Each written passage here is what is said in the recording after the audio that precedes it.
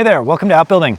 We're going to do something different today. This is the 1-year anniversary of putting in our trees, and so we're going to take you on a survey of a bunch of different kinds of trees. We have 3 categories of trees. Okay, so category number 1 is our infant trees, and those are the ones that we started from seeds last fall, and we picked them just over here. So category number 2 is the immigrants, and the immigrants are trees that we are bringing in that are non-native, but they're pretty close to here. They're down in California in Arcata. So the third category is the transplants, and those are trees that we either found as we were clearing out areas like this one, or they're trees that were growing fairly close to a large tree and maybe couldn't get enough light or would be better served to move away a little bit. Then our last category is a bonus round, and that is ones that we've found, one of which is this tree right behind us, which is growing out of an old Sitka stump. This stump is, you can say, I can see mushrooms growing out of it. It's a giant like sponge, and so it's keeping track of a bunch of water. And we've got a parasite that's living in it that we uncovered as we were clearing this area out. Many of these areas have been 12 or 15 feet tall in brush that we've cleared out. And so as we get in there, we learn what's underneath. So stick with us today, and we're going to go start working through our 4 categories of trees. So our infants are Douglas fir seedlings that we planted in, I think we put these here in the ground in November. Right now I'm talking to you in sort of early February. And we picked these on the first day of fall, which was September 22nd. I put a whole video together on how I did this and stratified these and other things, and I'll put a link to it up above. You can take a look at it on getting these to sprout from seed.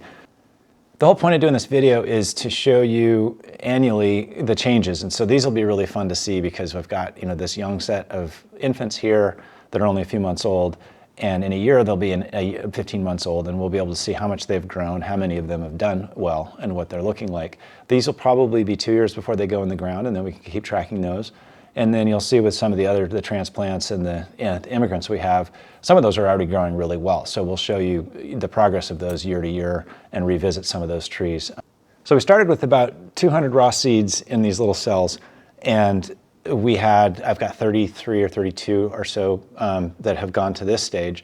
And so, trees have tons and tons of cones, and not all of those seeds prevail. But we'll see how many of these make it. And these are picked right on the site that we're going to plant them. And from what I understand, Douglas firs are pretty specific to their local circumstance. So these hopefully do really well. We've got some other Douglas firs we're going to put in that we're getting from a nursery, and we'll kind of do a video of that in the future. But these are from the native spot, so we'll see how they compare to the ones from the nursery. In this flat here, this is 50 cells. I've got another round of seeds, and they are at, I think they're about 10 or 11 days. So in the past, it was about 14 days when they started popping out of the ground. So it's going to be fun to see where these go in the next coming days. All right, so to get started here, we're going to show you a bunch of trees like this, but there's a couple things to note here. We've got them tagged with little markers. They all have a little white tip on them. That's just easy so that we can see them in a distance, and they're numbered. And that's a little bit neurotic, but we're not going to do that with every single tree we plant. But for these first batches, we're going to mark them and ID like when we put them in and how well they're doing, because we're learning that they grow differentially. And you'll see that when we show you the redwoods, because they're growing differentially in different places. We're learning where the transplants go well, where the redwoods are going well. And then that'll help us when we get our seedlings out. We can start to put them in places that are good. So this is an example of one of our redwoods, which are our immigrants we were talking about. And it is actually the winner of the year-over-year best growth competition. So this is number 56, and it's probably grown, you said more than half. I think it was 180% of its original. So it's, it was down here, and it's all the way up to here now in 1 year. Yeah. And so, some of the trees that we planted haven't really grown at all, and they're probably just trying to establish themselves and send out some roots and things like that. For whatever reason, this one has great light. It maybe had better dirt to grow in, and it's shot up in 1 year. And so we'll show you a couple of different ones. Some of them we've named, some based on the way they look, some based on who planted them, that kind of thing. But it's so fun to just watch these grow, and it'll be amazing to see them in the next years. Sometimes we've heard they can grow 3 feet a year, so it'll be really amazing to see these over time. Speaking of over time, there is an adjacent property to here who we know the owner and he told us to please come visit. They have a stand of redwood trees, the same species, that was planted there 17 years ago. And we went before we put these in, I think, to see around then to see what that looks like. And they're planted fairly densely, but they completely shaded out everything underneath it. And so it's just a bed of pine needles and then these fairly large coastal redwoods. And we'll show you what that looks like later on. To give an idea, when we were buying these, they said plant them at 20-foot intervals because anything closer than that, they're going to crowd each other out. And just looking at it as I look around here, these little mulch piles are the things. We're probably even underneath that as it is. So it's pretty amazing how quickly these trees grow. All right, so we just showed you the very biggest one. This one's only 12 feet away from it. And you can see this one hasn't grown. I would say it's grown out a little. It's also much lighter in color, which is kind of interesting. And it's got a little bit of modeling. And they said that these things will manifest all different colors and stuff based on what's going on in their local soil conditions and everything. And I can see this one's got a little bit, it may have been stomped at one point by a deer or an elk, but it looks pretty good. And it's filled out considerably since we got it, but I don't think we could look at the record, but I don't think it's maybe an inch or two taller than it was when we got it.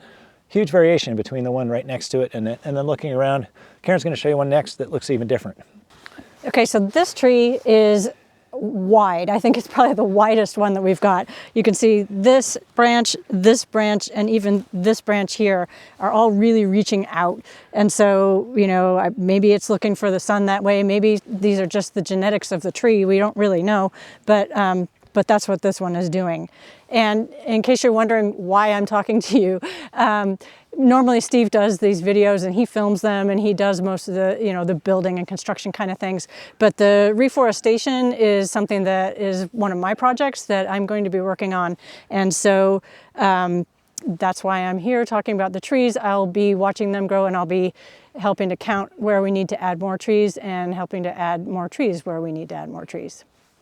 So one of our strategies when we did this was we would clear, like this is the kind of brush that we were dealing with when we started with this whole area. And so when we clear an area, we would cut in these little mini nurseries and we'd plant a tree in there. This one's doing pretty well. It hasn't grown a whole lot, but is quite healthy. And we're trying to create kind of a little bit of a protective zone for it. These things do fine in a lot of different conditions, but like really high wind, really high drought in the summer. It does get pretty dry here actually in the summer. And so by building these little sort of alcoves, we're sort of giving them a bit of protection. And also the animals are less likely to come. There's nothing to browse in here, so they'll kind of move on through. And that's proven to work so far. As these get older, we'll sort of cut those nurseries back more and sort of prune back this hill to get more light in there. But they're gonna shoot up pretty soon. And as soon as they get up above, you know, roughly where I can reach, not even an elk can get to them. And then they sort of graduate from our care because then at that point they're going to be well established and they'll start shading out the stuff that's around them.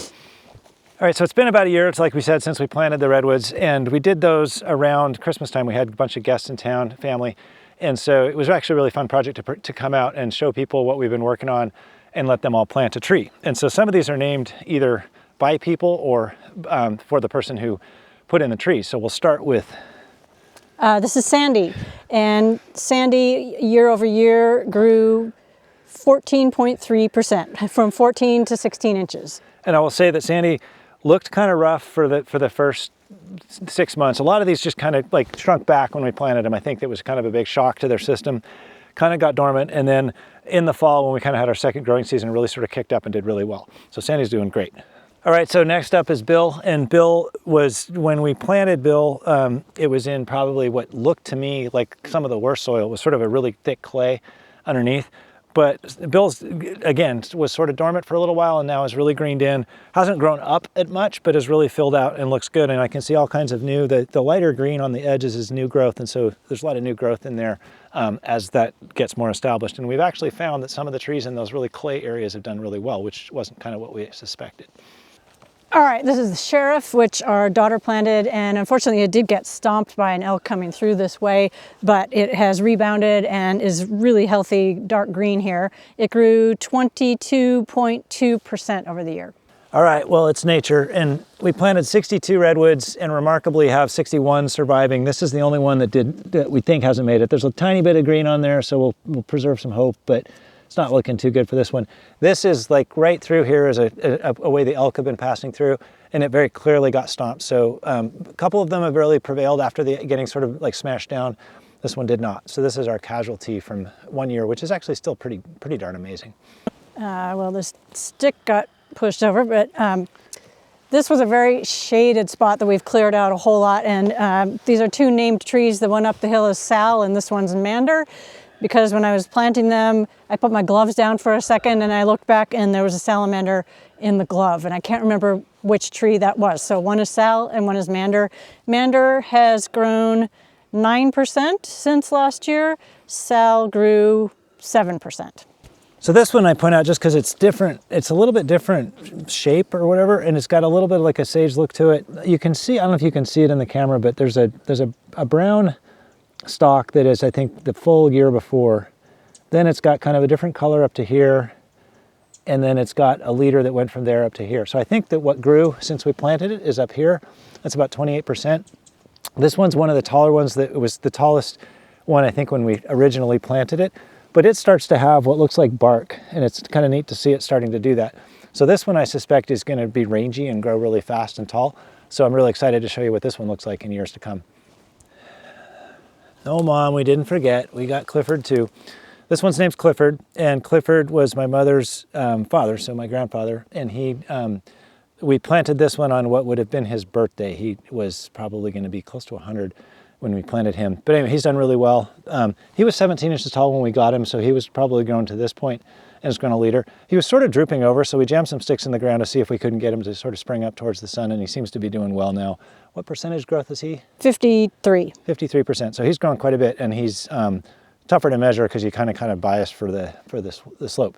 But anyway, Clifford's doing really well on his 100th birthday. So next up is our transplants.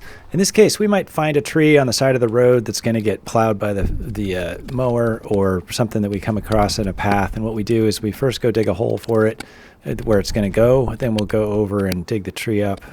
We only do really small ones, but we dig up a little small tree, try to catch as much of the root ball as we possibly can. And then we bring that over and transplant it to the hole. We're not moving them very far because we figure they're probably adapted to a circumstance. We want to keep it pretty close to that. So we bring them over, put them in place, clean up the edges around it, and then bury it back in and remulch around it like we have with the other trees. And then for those, when we're done, we measure it to see how tall it is so that we can keep track of what it is, note what kind it is, and then build a little stake that we can mark it so that we can keep track of that over time. And this has worked pretty well for keeping track of them, and also the stakes, I think, kind of help keep the elk out of the way a little bit.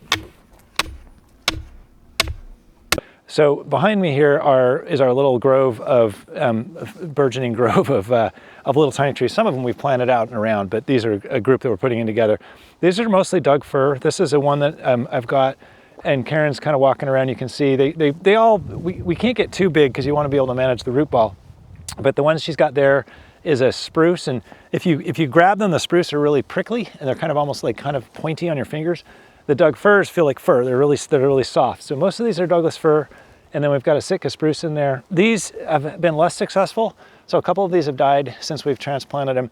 However, the ones we transplanted that didn't make it, we did kind of in the middle of the hot weather. We're doing this is sort of midwinter right now, so everything's pretty dormant, and we're hoping that they get the whole spring to kind of establish root systems. And you can see we've put a bunch of the mulch, which is mulch from clearing, and that's pretty deep, and that should kind of create a moisture area. It'll get some fungus kind of growing and some other things that are helpful to the trees in terms of water management. And then it does abate some of the weeds. And what we're finding is that as we clear these areas, the elk come through here and they graze it, which is great. They keep everything down. And they don't eat the trees, at least they haven't seemed to be eating the trees, but they're trampling the trees occasionally because they're just big animals. They weigh 3 times, 4 times what a human does, and they walk over the trees because they can go over all kinds of stuff. So we're trying to be careful, and if we don't have weeds and grass around them, there's less for them to eat. We're hoping they move out elsewhere. And if you were reforesting a giant area, you would just be dropping little trees in holes and just letting them survive. So we hope that we're being kind to the trees and that we'll get better success. The redwoods have certainly done really well. It's always good to start with number 1. So this is the first tree we planted. This is a pretty exposed spot. We cut in one of these nursery areas, and you can see this year to year.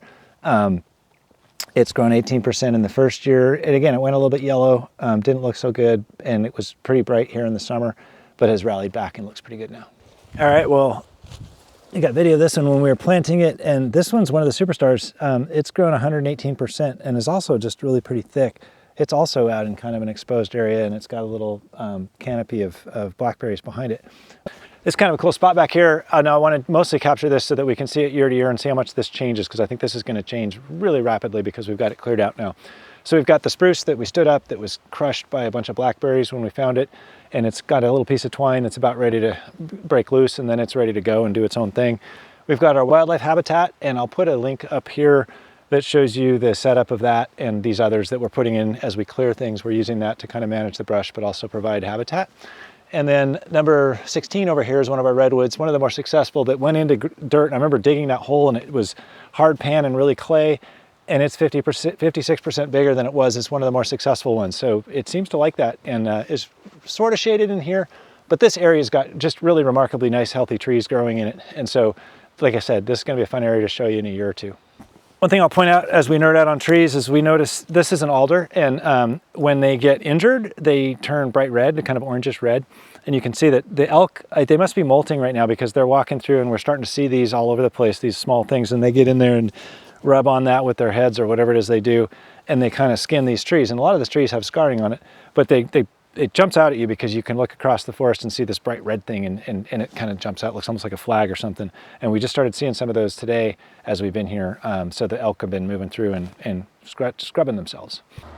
All right, so we're down at the tree farm, and we could show you the redwoods. So the stand behind us here, these are all the redwoods. So these were 17 years, maybe it's 18 now because I forget when he actually told us, but to give you some sense, this is that same tree. They are, I can... Why don't you hug it? Just about get my arms around it, not quite. So it's probably close to 2 feet around.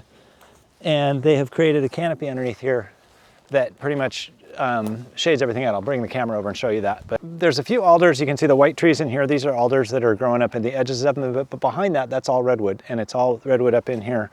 And this is what we talk about sort of shading things out. So in the ground here, I can see there's a ton of game traffic. There's a bunch of downfall from the trees that actually probably succumbed in here. And then there's just a little bit of old blackberry that's now dead and gone.